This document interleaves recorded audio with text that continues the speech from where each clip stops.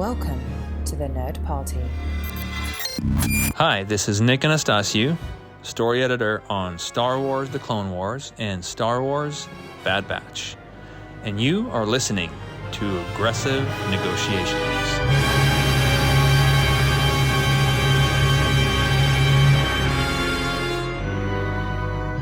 Well, hello and welcome to Aggressive Negotiations, the Star Wars podcast that just gives you something slightly different every week. And I'm just one of the hosts, Matthew Rushing, and with me, coming at you from just the wonders that are Naboo, the beautiful, brilliant, dare I say, magnificent Jedi Master John Mills. Yeah, but let's be clear, I'm not on Naboo by choice. My ship broke down. I'm looking for a way back to Nal Hutta, where I have an open Sabak game going. And yes, I've been using the Force to read people's minds, and I got a great hand, and I'm really mad that I'm here, so let's just get this over with, okay? I guess right? Can we do that? Yeah, I mean, I guess I should admit that I've been, using chance cubes in betting and, of course, manipulating them with my Force. And let's just say I've got more credits than I know what to do with right now. Don't you love it when you sit there? You got to say it just as a tribute to old Watto, who started the whole ball rolling. You just go, we'll let fate decide. Yeah, okay, sure. Exactly. Yeah, sure we exactly. will. Uh-huh. Yes. Yeah, that's what we're doing. Oh, goodness. Well, as you let fate decide, please secure your fate and the fate of this podcast by following us all over social media. We're on Twitter at the Jedi Masters. We get the entire network at Join Nerd Party. Of course, you can subscribe wherever you're listening to this, and you'll get our episodes as soon as they drop. You can find the entire network at thenerdparty.com online, where you can see all of the different shows we do. You can also follow us over on Facebook if you're old like John and I, you can enjoy us at facebook.com/the Nerd Party. And of course, you can find us on Instagram at the Nerd Party as well. I'm so old you could find me on MySpace still, probably. I mean, if MySpace is still an attainable website, which of course I have not tried to go to forever, yes, you could 100% do that. But I kind of wiped all my stuff off of there years ago in hopes that their servers would get replaced. I don't know if I did or not, but that's a whole other question. But John, so something that we were actually talking about the other day, just behind the scenes, I know listeners know this, but we're talking all the time with each other, and you brought up this really interesting idea. And part of it has to do with, of course, we know your beloved Qui-Gon, which I'm a massive fan as well. Everybody knows that, but he is your beloved, whereas Obi-Wan is mine.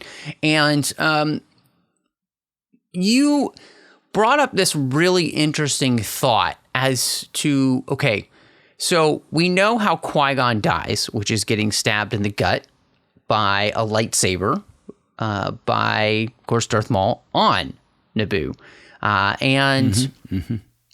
Yet now it seems as though in Star Wars, one can get stabbed in the gut with a lightsaber and survive, aka the Obi-Wan series, where Reva pretty much gets stabbed exactly the same place and somehow seems to survive. And I don't think that's her hate that's keeping her alive at that point.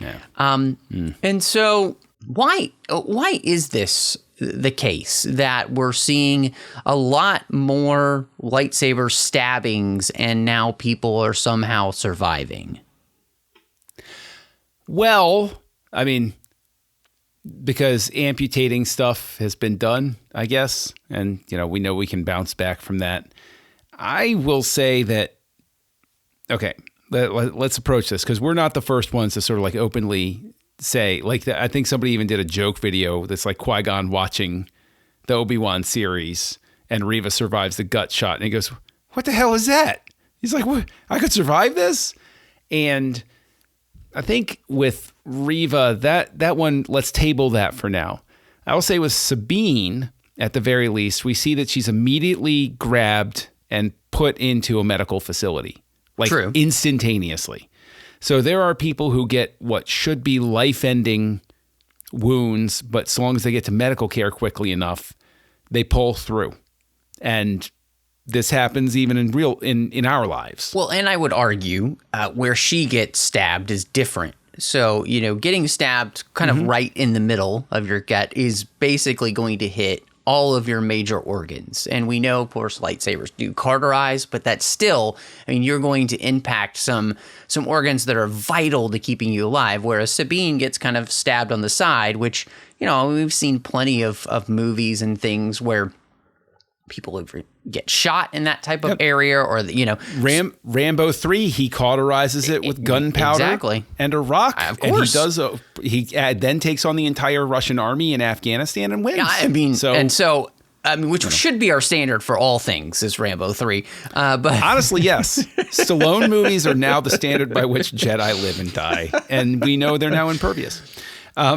Reva's a tougher one for me because Reva has no visible medical facilities. She has no, the bigger question with Reva is how the hell did she get off that planet? Like, did they leave her a ship just because they figured, maybe she does? So that one I can't really talk my way through quite as well. Sabine, I think there's some on-screen stuff that gets us to where we need to go. I think with Qui-Gon, it really is as simple as the fact that, like you're saying, he's stabbed basically center mass. Let's say that humans are arranged the same inside there as they are here, then at least his pancreas and his liver are pretty much done. That's pretty fatal for a person. He's not near medical equipment. He's already weak in the Force. But you can also say, essentially, with Qui-Gon, the Force has decreed at that moment who's going to live and who's going to die. Because you hear the voice of the dark side swelling. We know that the dark side is ascendant right now. And Qui-Gon's wound could literally, let me throw this out there to you, it's a lot like Padme. The Force has simply decided it's your time to go. And so there's almost a spiritual sort of thing where you've reached the end of where the Force needs you. And so the Force says, okay, it's time for you to bow out of the play because what we've got going on, this bigger plan you can't even conceive, is now in motion. You're off the playing field. Do you think that's a possibility? Yeah, so I think that's interesting because the way I was thinking of it was in a slightly, I guess, even more spiritual bent, which is that for Qui-Gon, because we know Qui-Gon's journey after this, in the sense of where he goes, that Qui-Gon doesn't have any fear of death. Qui-Gon almost is at a place where spiritually, with the Force, he's going to welcome death because he knows that it's not the end for him.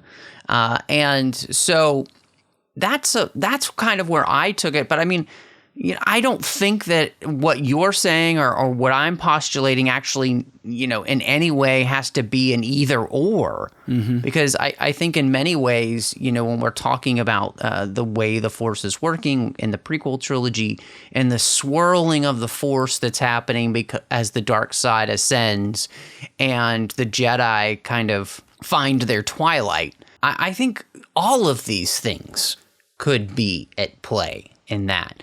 But I truly believe that, Qui-Gon, if he had wanted to, could have survived in much the same way that Darth Maul does. But the problem is that, again, he's a completely different person in the sense that he doesn't fear death the way that Maul does. See, and so his approach is completely different. It's interesting you bring up Maul because everybody fixates on Reva and Sabine getting gut shots. Maul gets literally severed.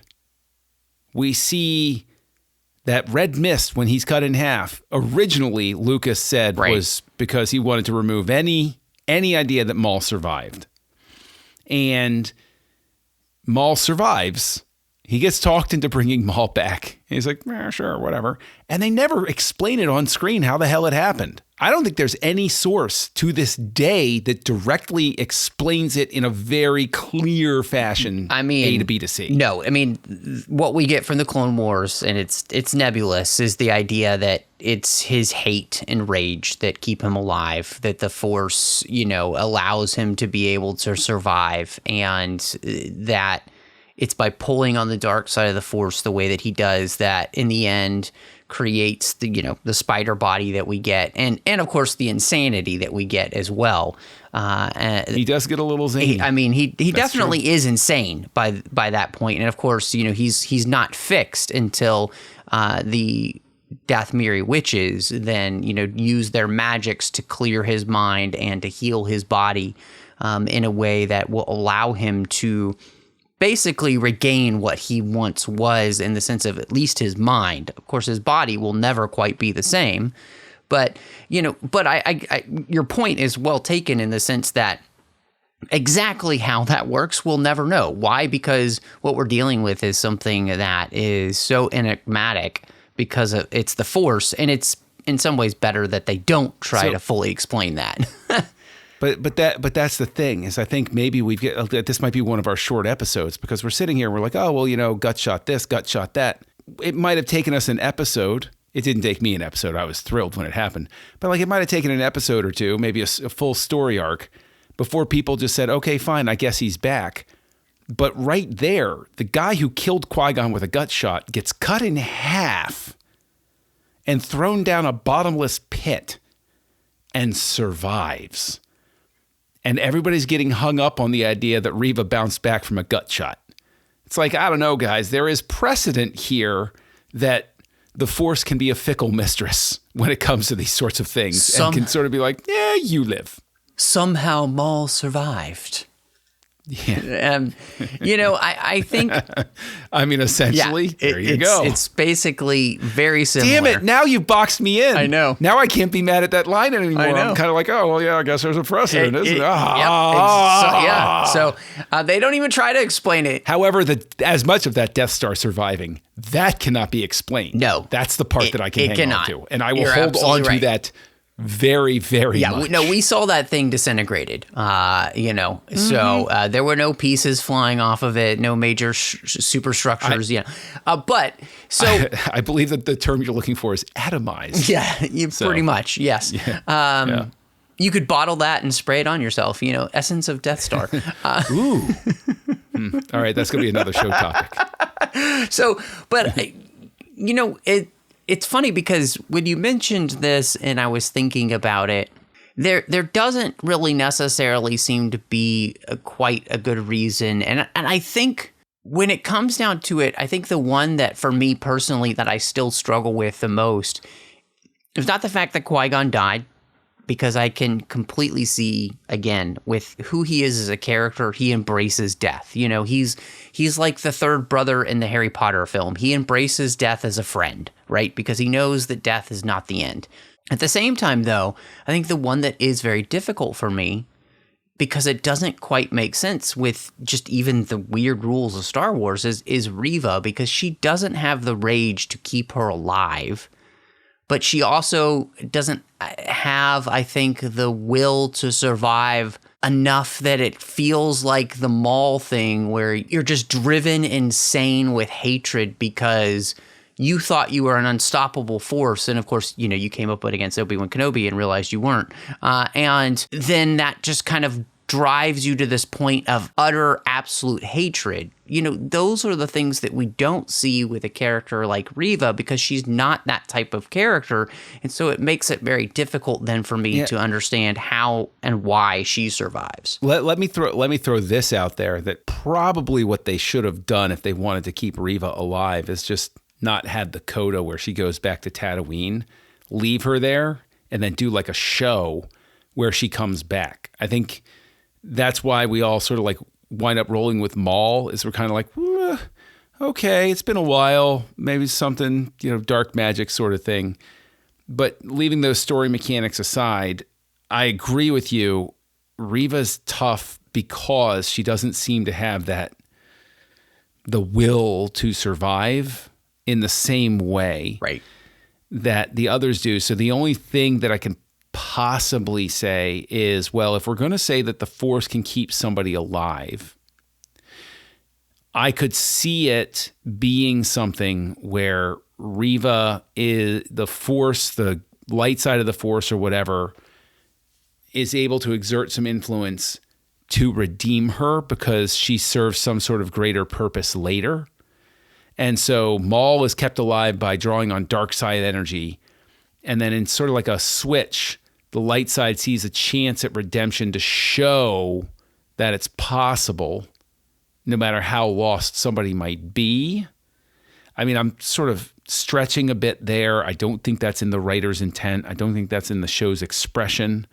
But I think I can probably headcanon my way into it. Likewise, Palpatine staying alive, they've done it before in the comics and nobody batted an eye, right? Yes, they clunkily do it in the movies, and they have the famously clunky line, somehow Palpatine returned. Anyway, next scene, like, it's just clunkily delivered, and it comes out of left field because Palpatine's a non-factor until that movie. But the dark side bringing somebody back, I actually think I might have rolled with Palpatine coming back. You know, this is tangential, I guess, or whatever. If, again, I know I was making jokes earlier, if they hadn't had parts of the second Death Star survive. Mm-hmm. If they had simply had him come back, I'm playing ball. Mm-hmm. But bringing that back, I'm like, oh, come on. Right? It's just like everything made it through. Like, I can even see, like, if they had anyway, you can Monday morning quarterback everything to your heart's content. But I guess if we're going to, maybe that what we should call this show is the Maul Principle. Mm-hmm. That the Maul Principle shows us that if the people creating the story see a need or a desire to have that person survive the thing that happened, okay, that's what happened. Yeah. Just like Thrawn and Ezra surviving a deeply damaged Star Destroyer getting dragged through super hyperspace by a giant whale to a second galaxy. Yeah, I mean, obviously, there's so many crazy things that can happen in Star Wars. And, you know, I think that's one of those things where I think in the storytelling, right, you have to do it in a way, I think, that makes fans be able to accept the crazy. You know, you do it in a way that fans like, oh, I can see that, you know, or it's so well done, you're not even thinking about that. And I think that's the thing where, you know, these different ways in which these things have been done, I think that's the case in many of them, where it's like, I don't even care to think about it because I'm like, wow, you know, this is, okay, yeah, that makes sense. I can roll with that. And so, yeah, I think that's the thing that I'm really interested in. And regardless of where we come down on all of this, I'm not going to get too upset about who they decide who should live or who should die, because in the end, it all comes down to this type of story you're trying to tell. Mm-hmm. And, absolutely, you know, and sometimes I think that works better than others in some areas because the stories themselves are more interesting, right? Yeah. And so, yeah, I mean, I think that's where it comes down to me. You know, if the story grabs me emotionally and, you know, everything that it needs to, I'm not going to care. And so it's the places where that doesn't happen where I then have the other reaction, which is, what, why, where, huh? And again, it just comes down to storytelling and how it's executed. Well, if somebody wants to grab you virtually online in an emotional or other belligerent ways, where can they find you? Of course, you can find me all over social media under the name MattRushing02. You can find me here on the network doing Owl Post with Drea Kaufman, talking about every single chapter of the Harry Potter series, one chapter at a time. You can find me over on the TFM network in the 602 Club, talking about all the franchises that we love the most. You can also find me on Literary Treks, The Orb, Warp 5, Artificial Tango, and Saddle Up. But John, if people wanted to catch up with you and see what else you've got going on, where can they find you? Well, gosh, I've got nothing else going on, Matt, aside from occasionally appearing on Assembling Avengers on the 602 Club with you. And, of course, you can find me here on the network co-hosting a show called House Lights with Tristan Riddell and Darren Moser, where we look at the work of directors. And just look for me as Kessel Junkie out there. But I'll tell you what, I think my ride's come in. I think this game is still going on. I've got a shot at winning the big jackpot. So, Master Rushing, I think it's time to close these negotiations. John, negotiations are closed. Join the revolution. Join the Nerd Party.